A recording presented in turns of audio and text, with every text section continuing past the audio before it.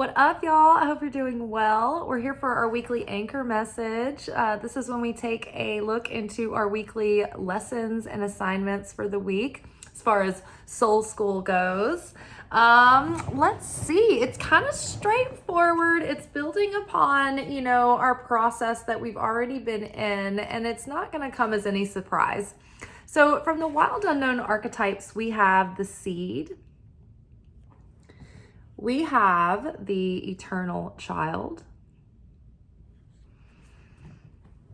and we have the tear.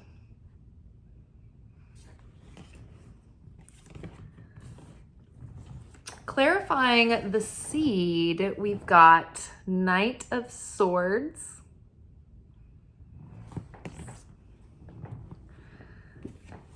clarifying the eternal child, we've got Temperance. And clarifying the tear, we have Eight of Pentacles. So awesome. This week we are, going into Thanksgiving. There's a lot of, travel and busyness and planning. And even if you don't have to travel out of town, it's like there's, you're going to have all these things and places and things you're juggling up in the air. And there's just a lot of like good stress and bad stress. And, we have a lot of people that we're seeing, and some of the people we're excited to see, and some of the people we're not excited to see. And, there are people who we wish were going to be there and aren't, people who have departed. So there's a lot of mixed feelings this time of year when people are going home to celebrate with their families. And if you're not in the continental US, this is Thanksgiving. This is Thanksgiving week for people in the United States. And so that happens Thursday. So there's a lot of preparation through the week. And it's quite possible that, in our comings and goings, people come into town, you haven't seen them in a while. You see these, family members, and, distant memories come up that you haven't thought about in a long time. And things can be triggered, when you have issues with certain people in your family that you've learned to avoid in your adulthood, and you have to come face to face with them again around the holidays. It's like there's no guarantee you've gotten over the issue since the last time you saw them, unless you're, with us, trying to do the work. And even then, we are trying so hard, working around the clock, with all the spiritual support behind us. And still, it's hard to get through these issues. It's hard to heal these wounds sometimes. Or it takes a while. And it takes awareness, and it takes effort. It's work, right? It's the deep inner work that we do. So, there will be moments this week where we feel tender and our triggers are activated. And so that is actually a really positive opportunity, because it is while these triggers are fresh, they are open, and they are obvious. And it's like, wow, it really gives you an opportunity to examine and unpack what's going on behind the feelings. And so, this is our moment where we're training, we're getting our game face on. As we are triggered this week, it is important that we resist the temptation to react, right? To respond reactively. And instead, try to take a breath and pause and just let these things pass through neutrally as we observe them. But really allow yourself to be in the feeling, but try not to respond to things in a reactive state. Instead, maybe pull yourself away for a moment, go, take a minute to collect yourself alone, but recognize how you're feeling and start looking like, okay, when did this come from? Where does this start? Where does this originate? What's underneath this? And what has this caused me in compounding assumptions and drawing conclusions to believe subconsciously as a result of these dynamics, right? So it's, maybe you can't do that in the moment, but put a pin in it for later and try to revisit these things before bed, or during a time where you can set aside where you can journal it out and kind of pay attention to what's going on.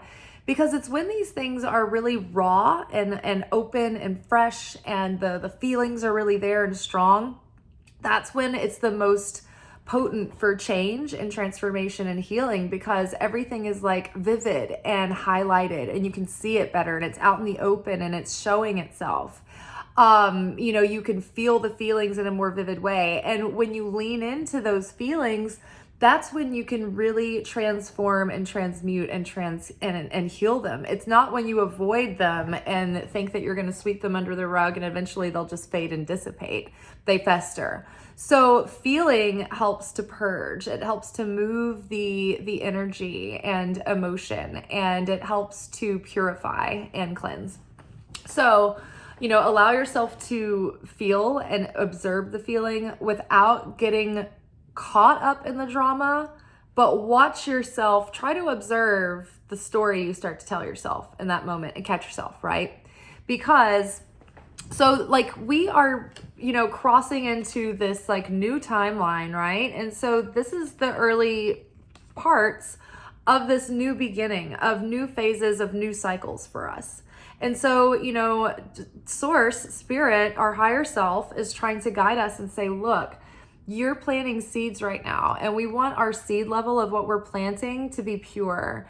And we want what our energy that we're working with as we're planting these seeds to be in a state of appreciation, certainty, creativity, abundance, creation and love and joy and beauty. And that's what we want to plant, right? The seeds, this pearl of wisdom, this pearl of great price.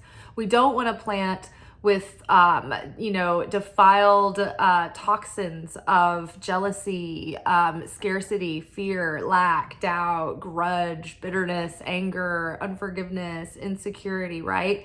And so the Knight of Swords is like, oh my gosh, I see it all so clearly. I see the details. I see how it all pieces together. I have the courage of my convictions now, and I can go forward and like be in alignment with my truth and be led by spirit and my higher self and by a higher consciousness that's coming through. And so, the seed level right now, this is the beginning. This is like what the whole thing is going to be flavored from. So what we really want to be intentional in these early stages of these new cycles. Okay, what kind of foundations am I building on now? What kind of structures do I want to build on? What do I want to create, within and without and around myself, and for myself, and who am I becoming now? And, and how is that going to blossom into, my goals and my purpose, right? It's all for the sake of our unfolding. And so it's the inner child that's going to be the most prominent guide this week, because when does all that family stuff start? When does all that subconscious stuff start? Starts in our childhood. And so our inner child is going to show us our pain. It's going to show us the wounds. But your inner child this week is also going to show you like the dreams that you held in your heart for so long, right? The things that gave you hope, the things that lit you up and were your own unique light and purpose and talents. And so you're reconnecting with those things too. And so your inner child is going to present you your inner sense of magic and awe and wonder again. But first, in order to unlock that, it's like part of this process is the inner child healing and doing the work of sitting with the inner child to heal those wounds. And so the Temperance card is like, bite your tongue. Don't let Uncle Dennis ruffle your feathers. Just let him pop off about whatever he's on about again, and laugh it off, and don't take it personally. Don't connect with it. Just detach. Easy come, easy go. Temperance is here. She is sheltered under her own like connection and beautiful, plush, rich sense of security and shelter from, the elements, right? She is sheltered in the light and, the crown over her head, which is her connection to source. And so, it gives her a sense of serenity and patience as she can sit and wait without having to be reactive, right? Or aggressively I'm going to make you understand that, this person is just, okay. Very neutral, right? Open-handed. You can come, listen, take it or leave it kind of thing. This is balance, right? This is us integrating in these moments. This is our opportunity as we're triggered. Oh my gosh. Oh, I want to do the same thing I always do. But instead, I'm going to practice temperance. I'm going to rein it in, and I'm going to practice my self-mastery. And I am going to choose to be patient and have grace and mercy and compassion. And I'm going to choose with my free will, okay, higher self, lead me and guide me. What would you have me say? What would you have me do? Where would you have me go? What would you have me say? And to whom, right? I want to be, truly of service. This is from A Course in Miracles. So temperance is our chance to embody the wisdom and the new consciousness and our healing, right? And to practice the new positive healthy patterns and lay new neural infrastructures and a new neural pathways. And so in order to do that and really make it a reality, really ground it in as part of our, new healed, grown identity, it's like you have to practice that. And it's not always easy at first. And you have to get through the discomfort and you have to get through the growing pains of the practice until practice makes perfect. And then it's just like an automatic. You're just, that's like your normal, easy, go-to response. It becomes your new default setting, but it doesn't come without practice. So our opportunity that our inner child is sort of guiding us through this week is starting to practice the embodiment of what we have learned from our pain and from our experiences and from, this journey that we call life.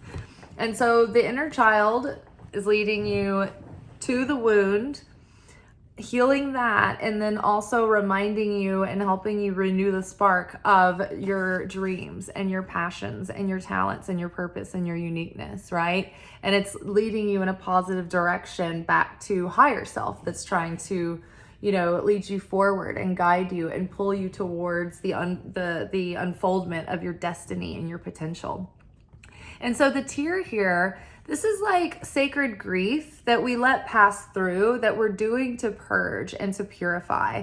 We are taking the value from the tears, right? This is 8 of Pentacles, right? So this is like, almost like the phrase, you put all your blood, sweat, and tears in this. That kind of comes to mind. It's like there's something probably too that's paralleling your emotional journey that is a literal physical craft or task, a long-term project that you're putting your blood, sweat, and tears into. And it's paralleled by your healing of this inner child work, right? And so the tears are the powerful elixir right now that are going to help you in the transmutation phase of, metamorphosis. And this is a journey of self-discovery, and we're learning so much about ourselves and our new selves and what we need to do and who we need to become in order to build this life that we want to see ourselves living in. And so we are basically, getting really clear about that. And the universe is trying to purge us and rid us of these things that keep us bound in these same cycles. And do it, holding our hand and gently, but we have to ask for help as well. So, really appreciate all of the experiences, painful, included, that you have lived through, that have given you all that you have up until now, and all the wisdom and insight and healing and strength, right? And courage of your convictions that you're taking from what you've learned. And, allow that to teach you to, steer you away from more cycles of more perpetuation of pain and suffering, and more towards cycles of, fulfilling more potential and more fulfillment and deeper sense of purpose, and value. I think that is all for today. I will talk to you guys tomorrow for our manifestation oracle reading. Hope y'all have a good week. Ciao.